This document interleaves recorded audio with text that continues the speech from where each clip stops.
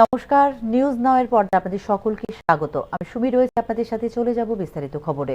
স্বাস্থ্য মিশনে কর্মরত কর্মচারীরা এখনো পর্যন্ত পাননি বেতন। কেন্দ্রীয় অর্থ বরাদ্দ না হওয়ার কারণে বেতন হয়নি বলে অভিমত সংশ্লিষ্ট কর্মচারীদের। এক্ষেত্রে রাজ্য সরকারের বিরুদ্ধে উঠছে গাফিলতির অভিযোগ। চলতি মাস শেষ হতে বাকি আর মাত্র 12 দিন, কিন্তু এখনো পর্যন্ত বেতন হলো না রাজ্য স্বাস্থ্য মিশনের কর্মচারীদের। চিকিৎসক থেকে শুরু করে আশাকর্মী পর্যন্ত কারো বেতন হয়নি এখনো পর্যন্ত। এ নিয়ে ক্ষোভ সৃষ্টি হয়েছে স্বাস্থ্য মিশনে। ত্রিপুরার স্বাস্থ্য মিশনে চুক্তিবদ্ধ কর্মচারীদের বেতন দেওয়া কি বন্ধ করে দিয়েছে কেন্দ্রীয় স্বাস্থ্য মন্ত্রক, তা নিয়ে বর্তমানে চলছে জোর বিতর্ক।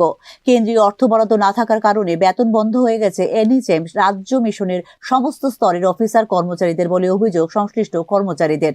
চিকিৎসক, কমিউনিটি হেলথ অফিসার, স্বাস্থ্যকর্মী, প্রশাসনিক অফিসার ও কর্মচারী মিলিয়ে 96টি ক্যাটাগরিতে প্রায় 3200 জন কর্মচারী রয়েছেন স্বাস্থ্য মিশনে। উদ্বেগজনক বিষয় হলো এই মাসে কবে নাগাদ বেতন হবে কর্মচারীদের এই বিষয়ে কোনো নিশ্চয়তা দিতে পারছে না স্বাস্থ্য দপ্তর। এনএইচএম সমস্ত অফিসার কর্মচারী চুক্তিবদ্ধ কর্মচারী। স্বাস্থ্য মিশনের সমস্ত চুক্তিবদ্ধ কর্মচারীদের নিয়মিতকরণের প্রতিশ্রুতির বাস্তবায়ন তো দূর অস্ত, ক্ষেত্রে ন্যূনতম বেতন পর্যন্ত সময় মতো দিতে না পারার বিষয়টি নিয়ে তীব্র ক্ষোভ রয়েছে সংশ্লিষ্ট কর্মচারী মহলে। স্বাস্থ্য মিশনের কর্মচারীদের সবটা বেতনই এই প্রকল্পের অর্থায়নের সাথে প্রদান করে কেন্দ্র, কিন্তু এবার কেন্দ্রীয় প্রকল্পের নিয়ম অনুযায়ী রাজ্য সরকারের প্রদত্ত বকেয়া অংশ না দেওয়ার অভিযোগে আটকে দেওয়া হয়েছে গোটা অর্থায়নই। টিকাকরণ, যক্ষ্মা নিবারণ, তামাক নিয়ন্ত্রণ, শিশু প্রসূতি স্বাস্থ্য, ক্যান্সার, ডায়াবেটিস, হৃদরোগ, স্ট্রোক প্রতিরোধ জাতীয় কর্মসূচি, প্রধানমন্ত্রী ডায়ালাইসিস প্রকল্প, অন্ধত্ব নিবারণ, আশা ইত্যাদি প্রচুর কর্মসূচি পরিচালিত হয় স্বাস্থ্য মিশনের চুক্তিবদ্ধ কর্মচারীদের দ্বারা। বলা যায় রাজ্যে স্বাস্থ্য পরিষেবার ক্ষেত্রে অত্যন্ত গুরুত্বপূর্ণ ভূমিকা রাখে এনএইচএম। স্বাস্থ্য মিশন ছাড়া মুখ থুবড়ে পড়তে বাধ্য রাজ্যের গোটা স্বাস্থ্য ব্যবস্থা।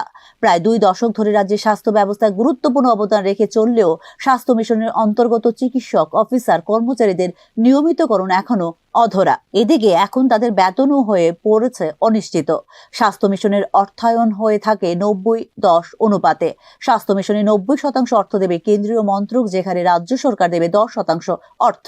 কিন্তু স্বাস্থ্য মিশনে তার প্রদেয় 10% অর্থ দিচ্ছে না বলে অভিযোগ রাজ্য সরকারের বিরুদ্ধে। সেই জেরে টাকা দেওয়া আটকে দিয়েছে কেন্দ্র। প্রদত্ত রাজ্যের অংশের বকেয়া টাকার পরিমাণ প্রায় 317 কোটি টাকা বলে জানিয়েছেন দপ্তরের একাংশ আধিকারিক। স্বাভাবিক কারণে মাসে প্রায় 19 দিন অতিক্রম হয়ে গেলেও এখনো পর্যন্ত বেতন হয়নি স্বাস্থ্য মিশনের চুক্তিবদ্ধ কর্মচারীদের। Bureau report, news now. নির্মীয়মান আবাসনের অরক্ষিত চৌবাচ্চায় পড়ে মর্মান্তিকভাবে মৃত্যু হওয়া 2 ভাই বোনের হতভাগ্য পরিবারের জন্য সরকারি সাহায্যের আবেদন জানিয়েছেন রাজ্যের বিরোধী দলনেতা জিতেন্দ্র চৌধুরী। সোমবার সংশ্লিষ্ট ঘটনাস্থল পরিদর্শন করেন বিরোধী দলনেতা। আগরতলার পূর্ব চানমারিতে নির্মীয়মান আবাসনের অরক্ষিত চৌবাচ্চায় পড়ে মর্মান্তিক মৃত্যু হয়েছে 2 শিশুর। সোমবার ঘটনাস্থল সরজমিনে পরিদর্শন করতে যান বিরোধী দলনেতা জিতেন্দ্র চৌধুরী। এক্ষেত্রে সংশ্লিষ্ট পরিবারটিকে আর্থিক সহযোগিতার জন্য সরকারি দৃষ্টি আকর্ষণ করেন বিরোধী দলনেতা জিতেন্দ্র চৌধুরী। এখানে যারা কনস্ট্রাকশন করছে, আবাসন বানাচ্ছে, তারা এখানে একটা চৌবাচ্চা খুঁড়েছে। এটা অরক্ষিত ছিল। 2টা বাচ্চা এখানে এসে হয়তো বা খেলতে এসছে বা অন্য কোনো কারণে এখানে এই চৌবাচ্চায় পড়ে মারা গেছে।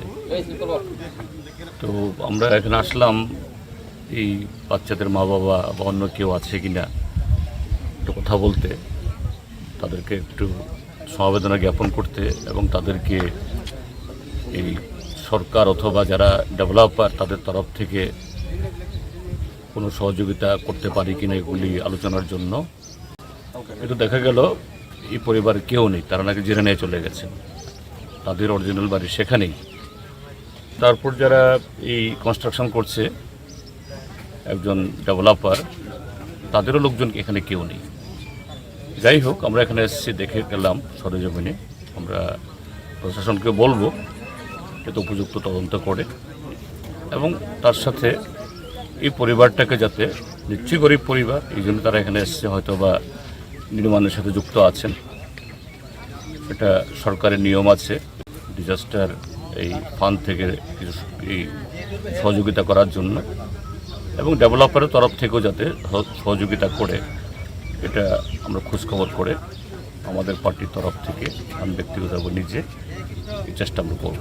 আগরতলা চারমারি এলাকার ইন্টারন্যাশনাল স্কুলের কাছে জলে ডুবে মৃত্যু হয়েছে নাবালক ভাই ও বোনের। পূর্ব চারমারি এলাকার তাদের বাড়ির কাছে খেলতে বেরিয়েছিল কৃষ্ণ দেবনাথের সন্তান 6 বছরের প্রসেনজিৎ দেবনাথ এবং তার বোন 4 বছরের প্রিয়াঙ্কা দেবনাথ। কিন্তু অনেক সময় পেরিয়ে গেলেও আর বাড়ি ফিরে আসেনি তারা। আশেপাশের এলাকায় তাদের খোঁজাখুঁজি করে শেষে খবর দেওয়া হয় পুলিশে, তবে নিখোঁজ শিশুদের কোনো সন্ধান পাওয়া যায়নি। শেষ পর্যন্ত সকালে স্কুলের কাছে একটি ভবন নির্মাণের কাজের জলের পাম্প ডুবানোর জন্য খনন করা একটি অরক্ষিত চৌবাচ্চায় দুটি শিশুর আটকে থাকা মৃতদেহ দেখতে পান শ্রমিকরা। উল্লেখ করা যেতে পারে, মর্মান্তিক এই দুর্ঘটনা মৃত্যুতে শোক প্রকাশ করেছেন মুখ্যমন্ত্রী doctor Manik Saha. Bureau report, news now. ভারতের বুকে এখনো প্রতিষ্ঠা পায়নি বাংলা ভাষা, অথচ এই ভাষার কারণে নোবেল পুরস্কার পেয়েছিলেন বিশ্বকবি রবীন্দ্রনাথ ঠাকুর। এক্ষেত্রে হারিয়ে যাচ্ছে বাংলা ভাষা, যেখানে পিছিয়ে পড়ছে বাঙালি। সোমবার অর্থাৎ 19শে মে বাংলা ভাষা দধিচি দিবস তথা বাংলা ভাষা মর্যাদা রক্ষা দিবস উপলক্ষে এরকমটাই জানালো আমরা বাঙালি আঞ্চলিক রাজনৈতিক দল। বাংলা ভাষা মর্যাদা রক্ষা দিবস উপলক্ষে এদিন আমরা বাঙালি রাজ্য কার্যালয়ে আয়োজিত হয় কর্মসূচি। বাংলা ভাষায় রবীন্দ্রনাথ ঠাকুর 1913 সালে নোবেল পুরস্কার পেয়েছেন। যে ভাষা ভারতের সংবিধান স্বীকৃত ভাষা, এই বাংলা ভাষা ভারতের বুকে এখনো প্রতিষ্ঠা পায়নি সরকারি বেসরকারি কাজে।